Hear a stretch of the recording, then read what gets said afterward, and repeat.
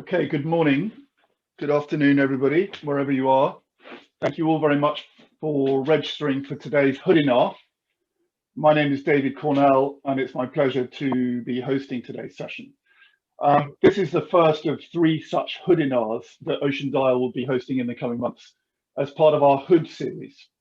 For those of you not familiar with HOOD, it stands for the House of Ocean Dial, and it represents the investable universe of companies listed in India from which our portfolios are constructed.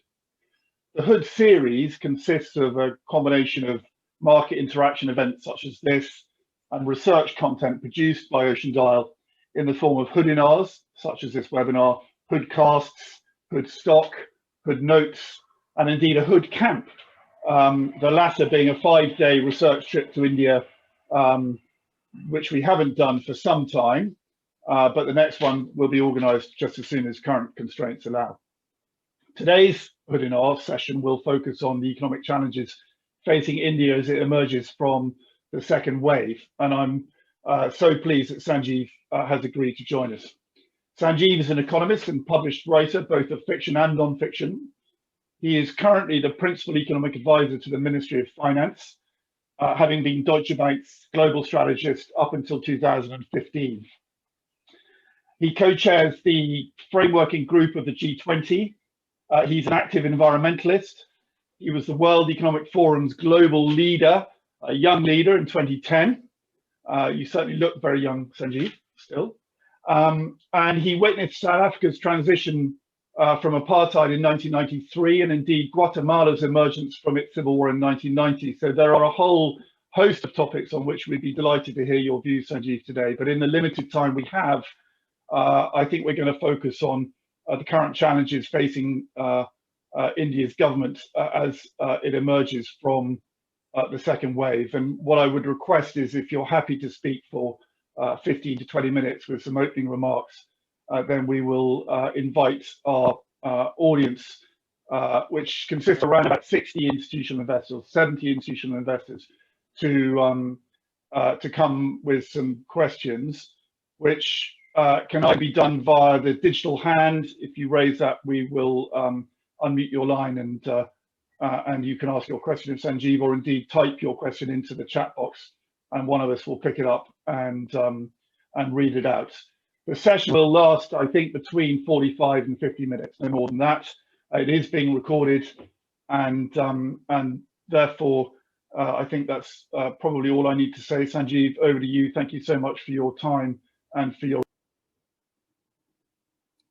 Okay, thank you very much. I assume you can all hear me. It's a pleasure to speak to all of you. Some of you I know from my earlier life as a financial markets man. Now what I'll do is, maybe as requested, I'll speak for 15, 20 minutes on sort of opening remarks, and then we can do Q&A. Q&A is always more interesting than me droning on. Obviously, we went through, over the last 15, 16 months, very unusual times across the world. And here in India, we went through that as well. But in the specific case of India, there were 2 very distinct waves. I mean, obviously, this episode came through in multiple waves in different countries. But in India, you had 2 different and very clearly delineated waves. And our response to them, I would like to explain so that you have a sense of why we did what we did at various points in time. It will also give you a sense of our thinking so that you have a sense of what we may do in future, because broadly, you will understand our mental maps. Now, if you go back to last March, you will remember when we went, where were we at that time? We knew that some major shock of some sort of fairly large health event had happened in China. We didn't know exactly what had happened. We still don't know what exactly had happened, but we knew that this has spread to northern Italy and was killing a lot of people. So like many other governments around the world, we called in the experts to tell us what should we do. And very quickly we realized that the experts did not have a clue. There were forecasts which said this was just bad flu. And then there were others who were forecasting millions of people dead within a few months. The WHO didn't seem to quite know what was going on. And so different governments had to basically grope in the dark. When you are dealing with such a wide range of possible outcomes, one approach is to choose the one you think is the most likely, and then try and go down that path. And if things change, you change path. So this is what, for example, Sweden did with its now famous Swedish model. UK, you will remember, originally talked about herd immunity and then changed its mind. Singapore did something and changed its mind, and so on. But here in India, we knew that with such a large population, we could not change direction. Once, whatever it is that we did, we would have to stick with it right through. With 1.35 billion people, you can't change direction. So rather than choose a particular path and then have to change it at some point in time in the future, what we did is we opted for a view that we just didn't know, i.e. we were dealing with complete uncertainty. And there are strategies of dealing with complete uncertainty. One of them, since you're all from finance, and those of you with a derivatives background will be aware of something called a barbell strategy, where you basically combine two opposite strategies as a way to deal with uncertainty. And so this is what we did both on the health front and on the economic front. So on the health front, what did we do? The barbell strategy is we basically hedge for the very worst outcome, and then we make our way forward step by step with better information. So this is precisely what we did. We basically did a full lockdown. We were one of the very early countries to do such a thing. It became much more common later on. But doing a full lockdown, the kind we did nationwide, was at that time considered a very extreme step. And of course, it came with an economic cost. It's not because we didn't know it would come, but basically what we were doing, we were hedging for the worst case. That gave us time, meanwhile, to put in place PPE kits, quarantining, some sort of testing facilities, and so on. Because remember, at that time, nobody knew how the disease spread. We did not have any form of testing. And all of this required us several weeks to put in place. So the initial lockdown was meant for that. Now, as we got better information about the nature of the disease, how to deal with it, and so on, we would use a Bayesian updating process by which we would step by step move forward. So while the first wave peaked in August, September of last year, we had substantially opened things up by that point. Now, people ask us, why are you opening things up when things were in the peak back in September? Well, because by that point in time, we had much better information. So while it is indeed a very dangerous disease, it was not as bad as maybe the worst case. And we knew that not everybody was equally susceptible to it. There were certain demographics, older people, those with comorbidities, etc., who were more susceptible. We, by this point, had arranged for PPE kits for the medical staff. We had testing systems in place and so on. So by September of last year, we were in a much better position. So we began to open things up. Either way, the first wave came off. And that is the circumstance in which we also began to look at opening up the economy much more aggressively. Now, again, when talking about the economy, we also did the barbell strategy. Many people criticized us back in April, May of last year. Why is it that Indians have been so reluctant to do the kinds of very large reflation budgets that many other countries had done? And we came through a lot of criticism. But as we argued at that time, and we'll still argue, it's rather pointless doing very large reinflation budgets when the problem is not demand, it is supply, i.e. we have shut down the supply side of the economy for health reasons. And if you expend all your fiscal and monetary resources, particularly fiscal resources, trying to reinflate under those circumstances, effectively you will get no outcome. And many other countries discovered this as well. So we did not do very much in the beginning in terms of reinflating the economy. We focused in providing a safety net from the worst case. So our focus during the May, June, July, August period last year was essentially to provide a safety net. How did we do it? Well, we created a free food program for 800 million people. We provided in lots of guarantees of various kinds for credit so that, people, there was no cascading effect of defaults. We pushed back a whole bunch of financial deadlines and so on and so forth. And the idea generally is that we didn't want, large parts of the supply side to break down while we had it in abeyance. But then come October last year, when everything was opened up, we ramped up spending very dramatically on the capital expenditure side. Of course, there was a lot of revenge buying, a lot of people, pent-up demand came back. And from the period October to March 2021, you saw a very strong revival in growth coming through. This is the context also in which you will remember in last February, we presented a fairly expansionary budget, which was widely considered, the appropriate thing to do. Interestingly, unlike most other countries, we did a lot of supply side measures as well throughout this. So maybe only country where so many supply side measures were done. We did major reforms in the BPO IT sector, removing all kinds of telecom regulations. We opened up the cartography and digital mapping sector. We introduced farm laws, which we still want to do, although there's a lot of opposition to it. Labor laws got implemented, and so on and so forth. Whole bunch of reforms continue to be done. We intend to do more, and I'll talk about it later. And so that was where it was. And then in April, May, we got a very serious spike in the second wave. Now, many people will say that, this so-and-so institute predicted it. Actually, no. As a policymaker, I can tell you the problem was a lot of people forecast a lot of things and sent it to us. Ex ante, there is impossible to know which one of these is going to actually happen. So the best thing you can really do is to watch what actually happens and respond. Now, whether we responded quickly enough or not, we can debate.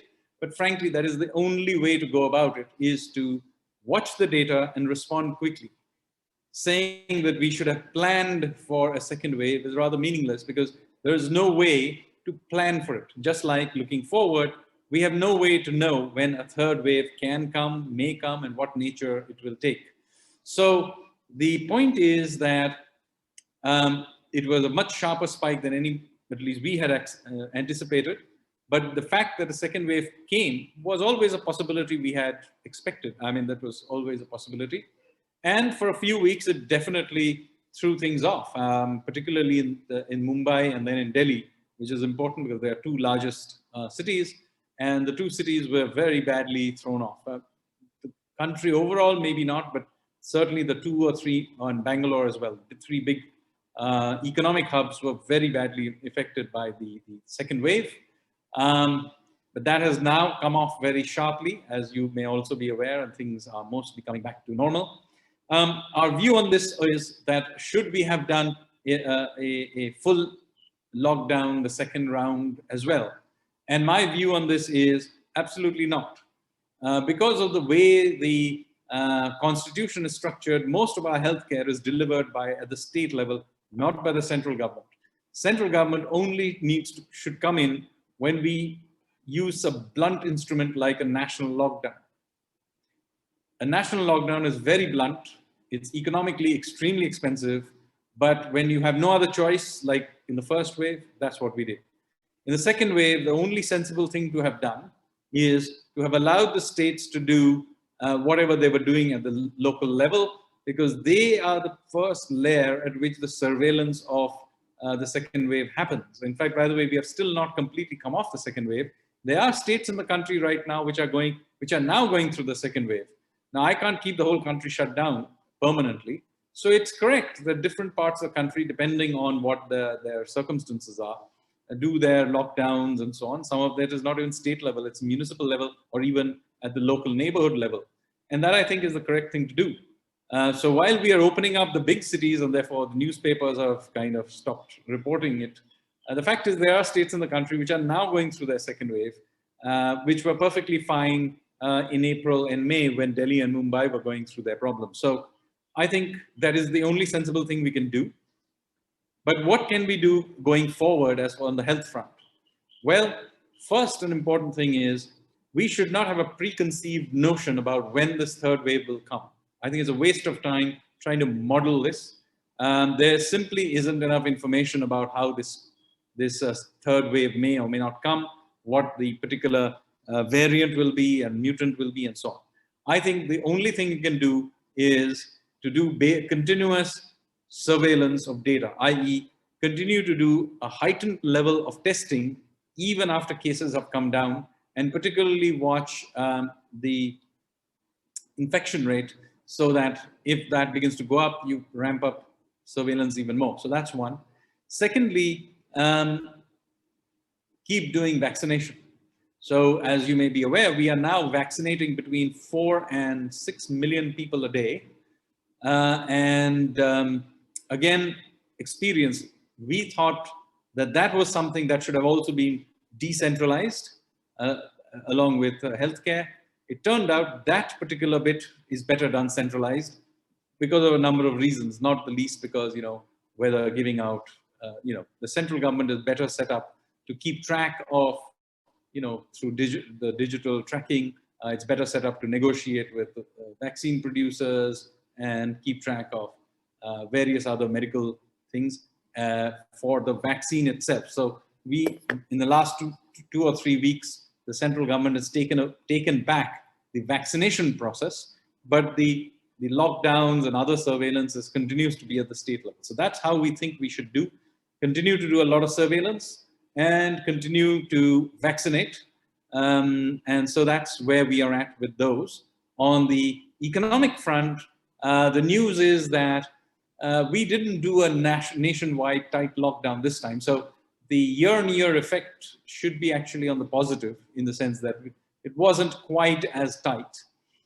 This doesn't mean that there isn't any impact. There is particularly on things that are face-to-face services. But I think manufacturing continued to do well throughout this process. FDI continued to be strong. Large parts of construction continued unabated. And some services which are online continued without any problems. But yes, there were problems for hospitality, travel, and retail and those kind of sectors. Now, looking ahead, what we have is, first of all, we still have the budget for this year to be implemented. It was an expansionary budget. Everybody agreed most of the stuff in there was stuff we should be doing. There was a huge emphasis on construction and capital spending by the government on infrastructure, and I think that should still be done. There's still a whole bunch of things around asset monetization and privatization. We still need to do those things, so maybe we got thrown off a little, disrupted for a couple of months, but all those things need to be brought on board. So as far as the immediate thing is concerned, get back on stream and do the things we had promised to do. That is the first thing we need to do. The health front I've already mentioned. But as far as extra things that we need to do now in view of the second wave, I would argue that that should be done only after, in the next few weeks, figuring out exactly which path the economy is going down. And so let me explain this. You see, as we stand, there are many paths that the economy can go, but there are 3 possible paths, and all of them require somewhat different responses. So let me give you some taste of our thinking on this. One path is that, we open everything up and you get some revenge buying, some activity comes back, but after say 3 or 4 weeks, it kind of peters out. And under those circumstances, obviously, growth will continue to be our primary concern. And so we will keep tilting towards, and if more things need to be done to support growth, we will do that.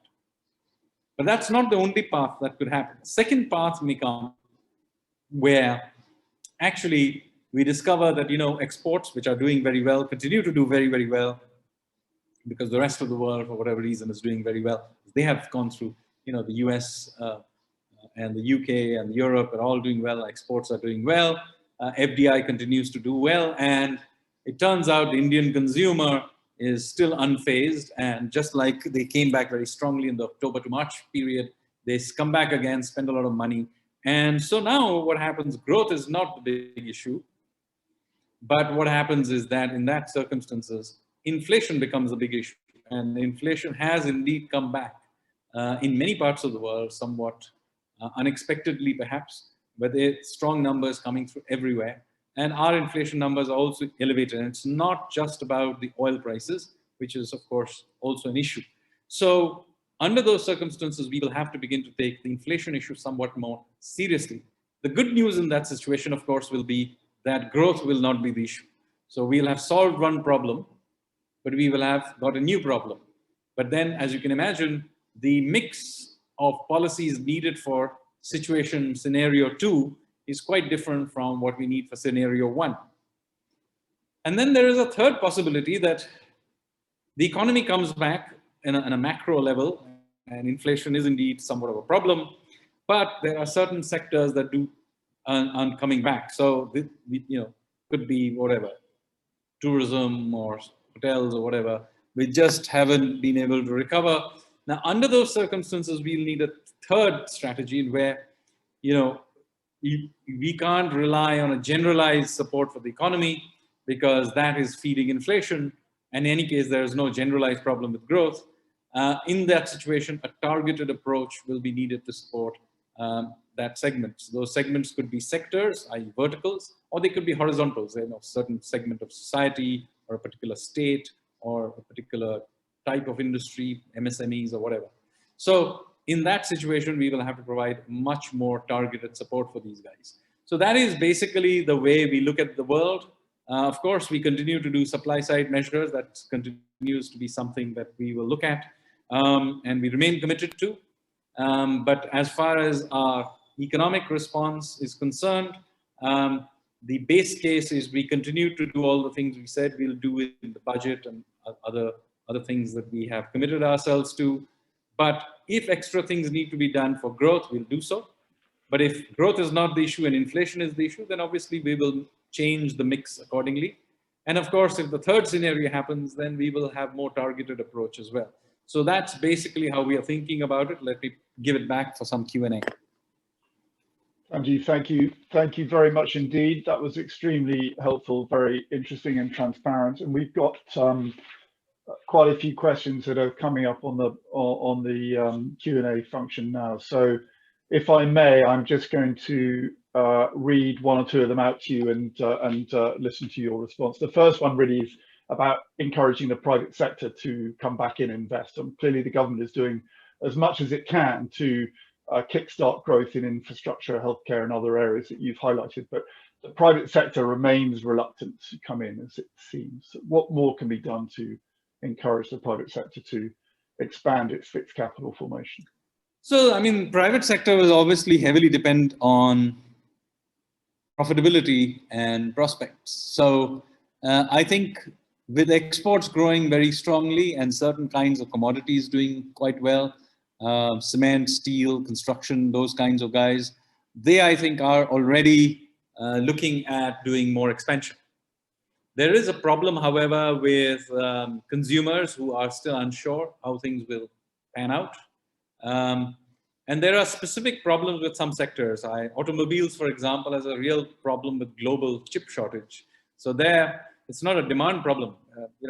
There are people willing to go out there and buy cars, but they just can't get them. So that is a very strange problem the world has. It's not an India problem, but it is a problem not of demand and something that we really can't solve in the short run. But for the rest, I think capacities will begin to come up. We are seeing very good FDI inflows coming into India, record FDI inflows, particularly into things like electronics and things like that. Some of the largest screen manufacturer, cell phone manufacturer, etc., are building their capacities in and around Delhi, for example, but in many other places. We have also done very large amount of changes in just the last few weeks for the outsourcing businesses, anything related to technology-enabled outsourcing. And so you will have seen telecom regulations for ISPs basically being thrown out of the window, and it's become completely simple and transparent now, and making it very easy for experimentation. We are probably going to do similar things for drones and so on and so forth. So there's a whole bunch of technology-related stuff that we are opening up quite aggressively, and are quite happy to allow that. And we have got a lot of inquiries, even in the last 2-3 weeks, of people wanting to offshore various things that they can now do. And with rollout of 5G, which should happen in the last not too distant future, I think you will begin to be able to outsource a lot of things that even today you will find surprising that we can outsource them. But we have all got used to doing business digitally now.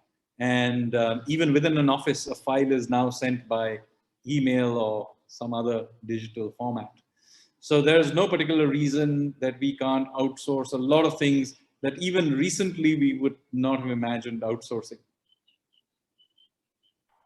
I guess that sort of dovetails nicely with the next question, which is about the steps that are being taken to make India a manufacturing hub, as we keep hearing about. And there are some quite ambitious targets, I think, to increase manufacturing as a percentage of GDP.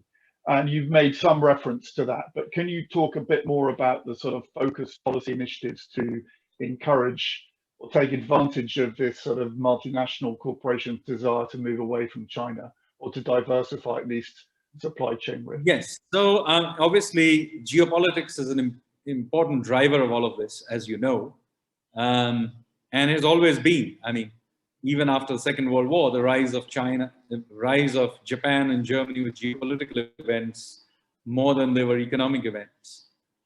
So was the rise of South Korea, Taiwan, Singapore, and even China itself was a geopolitical event. So geopolitics has always driven supply chains. So it shouldn't be surprising that it will have some influence. Obviously, the emergence of the Quad is an important part of the geopolitics. You are also seeing, if you read carefully the G7 declarations that recently happened, the Cornwall Declaration.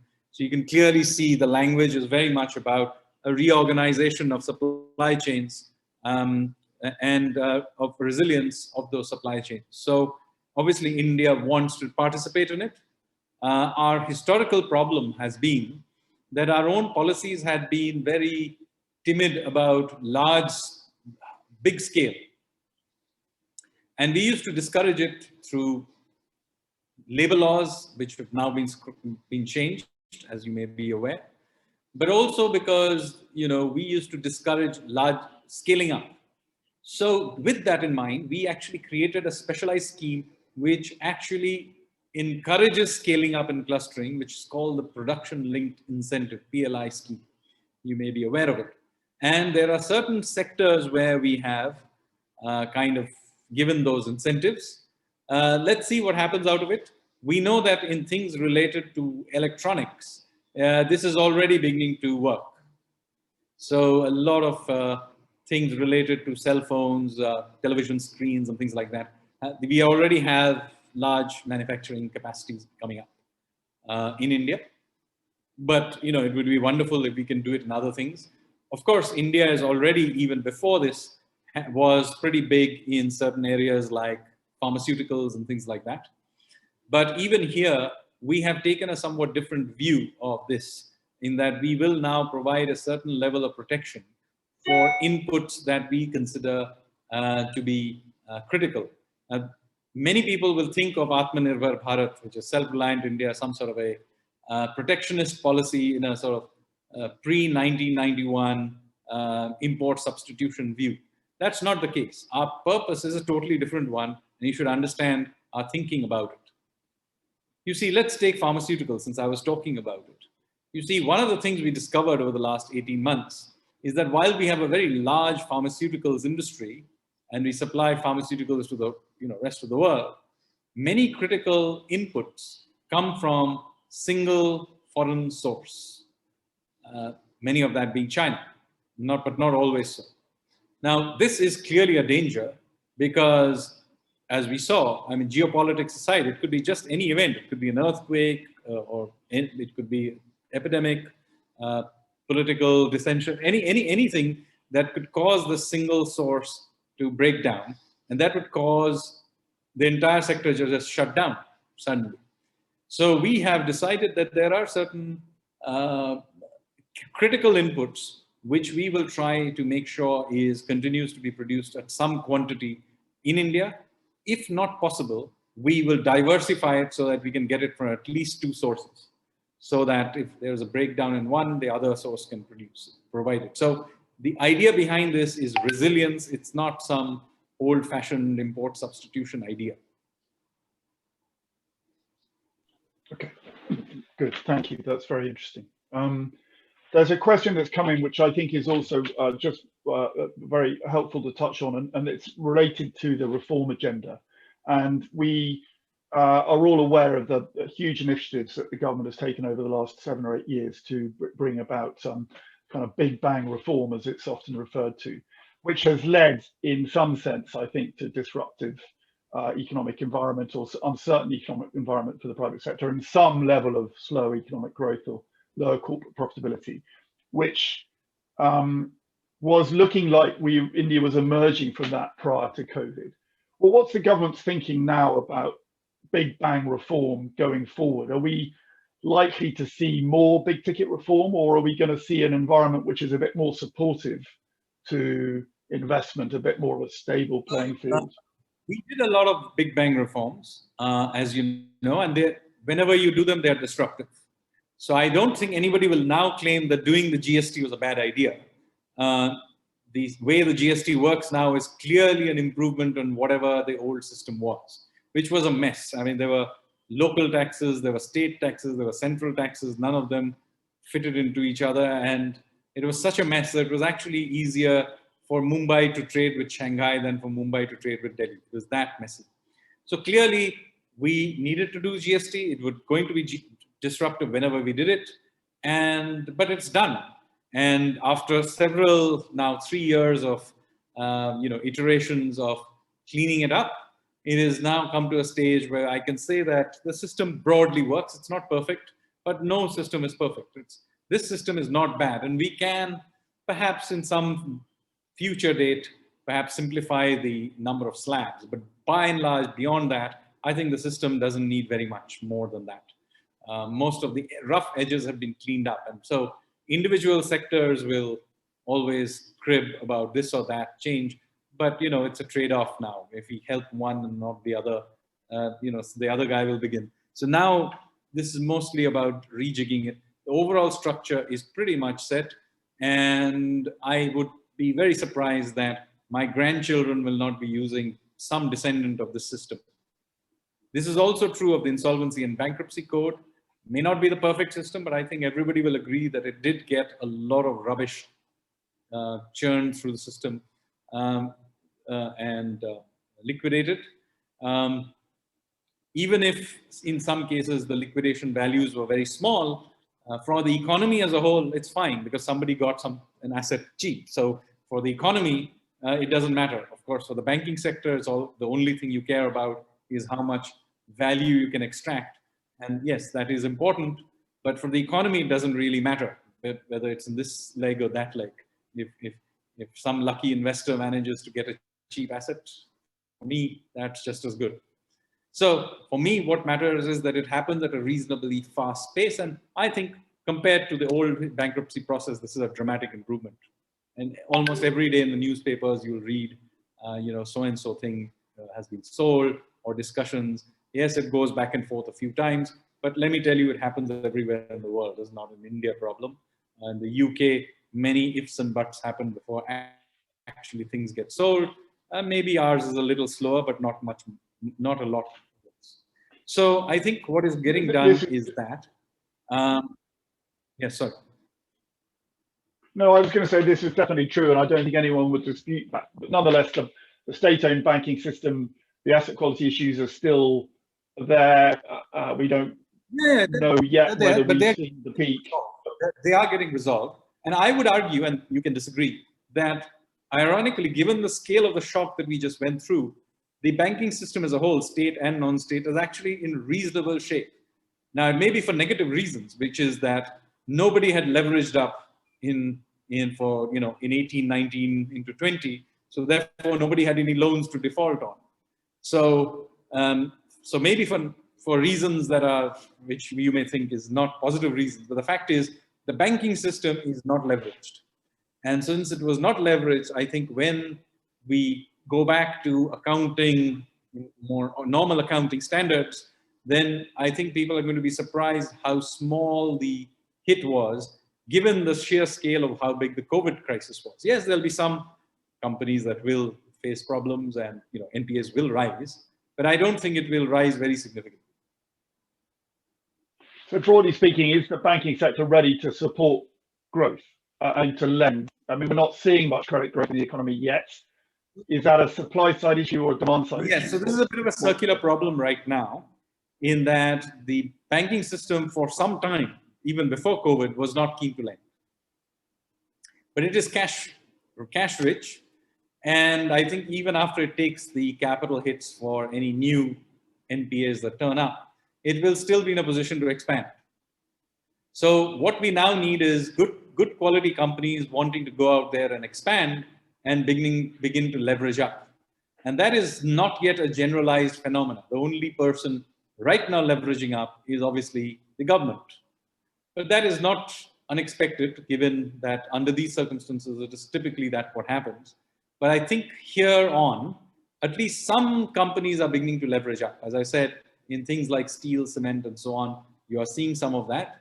I think you will see some of that in export-oriented companies as well.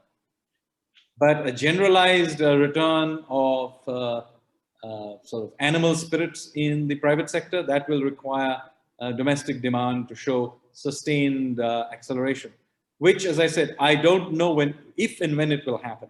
It may happen, it may not. If it doesn't, then we will have to take other steps. But it is possible that it may happen because, back in October, November, December, demand came back very strongly.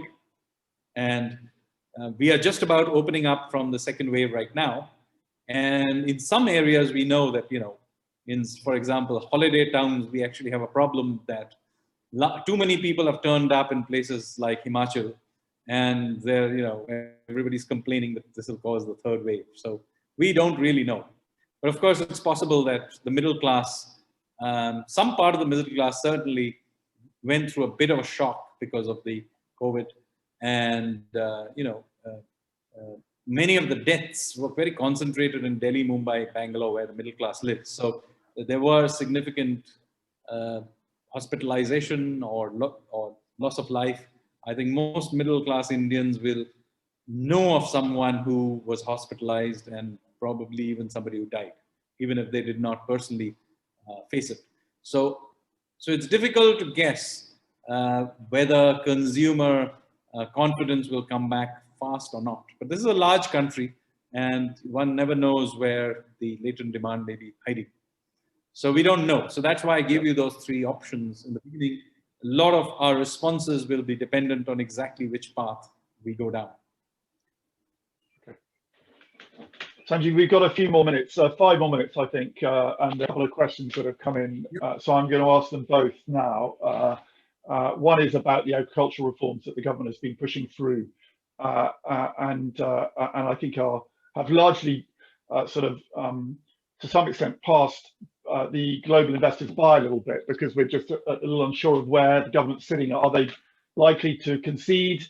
Is this a regional issue?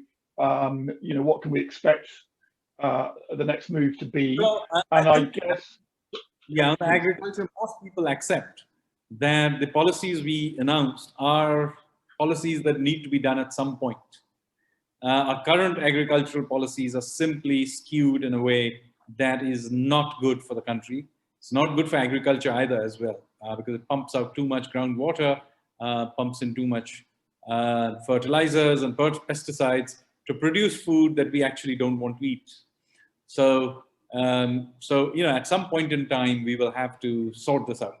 And the most absurd is that having grown this food that we don't want to eat and having subsidized it, the stubble is then burnt and then adds to our air quality problem. I mean, this is literally just makes no sense. So at some point we'll have to change it, and we attempted to change it. We have held it in abeyance for now, but we remain committed to the general direction, no doubt about that. Okay. So the final question really is about the sort of level of achievable, sustainable growth that can be achieved, you know, in a steady state environment, can we say? I mean, what's is 7 to 8% the sort of realistic target that we should be thinking about? We will get very high growth rate this year simply because the base is so low. So we will get double-digit growth rates even after the second wave.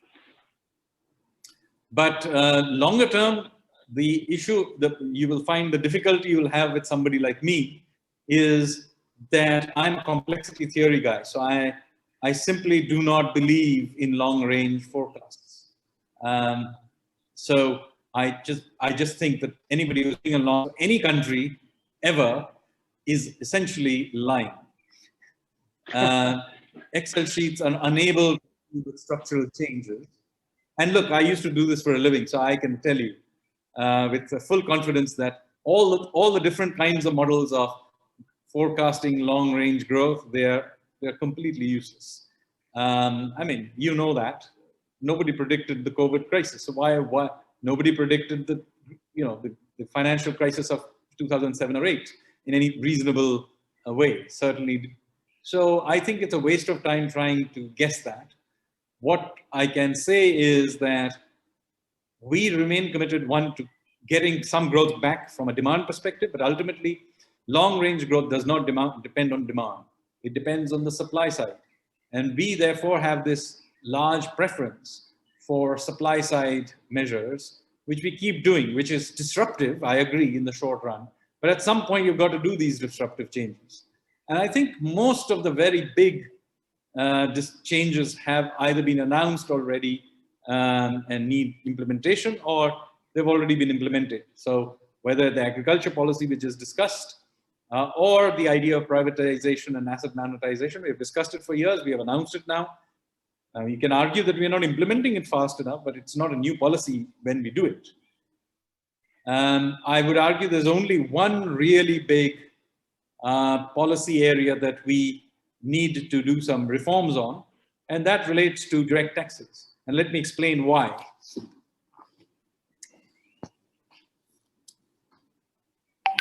This is our direct taxes. Clearly, we need to do something about this. So this is, I would argue, of the many mega reforms that need to be done, this is the last really big one. Most of the rest is either done or needs to be implemented. And then the government's economic agenda, I think, more or less will have been done. There are, of course, other reforms to be done, but they're smaller ones. And then, of course, there are more larger issues around speeding up our judicial system and so on. But that's not so much that's a bigger issue about how to reform this Indian state rather than economic reforms.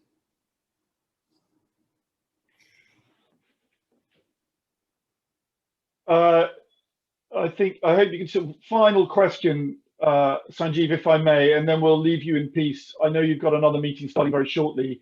Just a quick word on privatization. There's a distinction between divestment and privatization. We think the government has shifted policy here and is much more in favor of a sort of privatization model than a partial sale. But we haven't seen any evidence of that. Clearly, COVID has put that on the back burner for the short term. We know about some insurance companies and some banks that are due. How close? What's the momentum like? Where are we in that? From a so I would argue that we are very serious about doing this. Some of the key people who are supposed to do this were down with COVID. Very frankly, people forget that governments are made up ultimately of human beings, and so we had several of our key members of the of the government, civil servants who were supposed to carry it out, who were themselves down with COVID. So, including our industry secretary, who actually passed away from COVID. So, so that got thrown off a little bit. But I think you know, the intention is there, and a lot of research and background work has been done. So now is a question of implementation, and you know, the only proof of the pudding is in the eating. So there's nothing I can say about it other than say that, you know, when we do it, we will do it. This is not a policy announcement or I think we've on behalf of everybody that's been participating today, thank you so much for your insights and for your comments. It's been hugely helpful, fascinating, and look forward to hearing you again in due course. All right. Thank you very much indeed. Thank you. Goodbye.